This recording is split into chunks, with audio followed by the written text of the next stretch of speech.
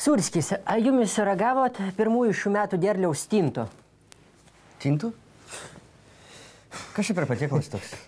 Žuvis, tokia, skani, kvepia gurkais, varguoliai labai perka kilogramais ir valgo labai. Skani labai. Ne, aš tokių tintų nevalgau.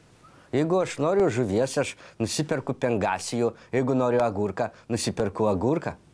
Bet aš kaip mėsėdis esu labai apneramintas dėl garsėjančio afrikinio kiaulių maro. Tai kad čia ne pelių maras, o kiaulių, tai ko jūs čia dabar bijot?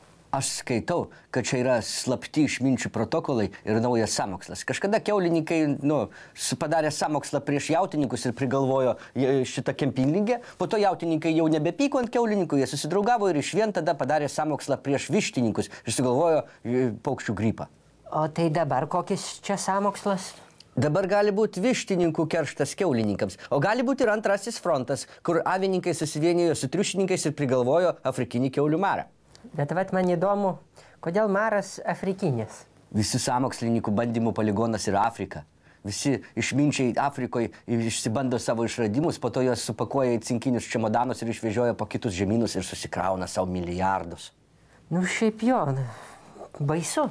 Pamatysit, patsai, praeis keli metai bus išnaikintos visos mūsų kiaulės, o tada kur buvęs, kur nebuvęs iš Amerikos atsiras pinigingas, storas ponas Gudročius, greičiausiai žydas, kuris pasakys, aš turiu genetiškai modifikuotų kiaulių, kurios nebijo šito maro. Ir tada Europa bus priversta pirkti to paršo palikonis.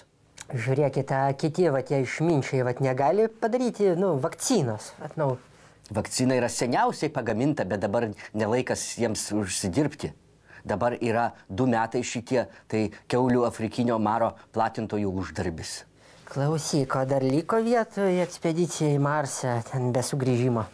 Gal ir liko, bet aš galvoju, kad ten irgi saviškiai savus sukišo išminčiai.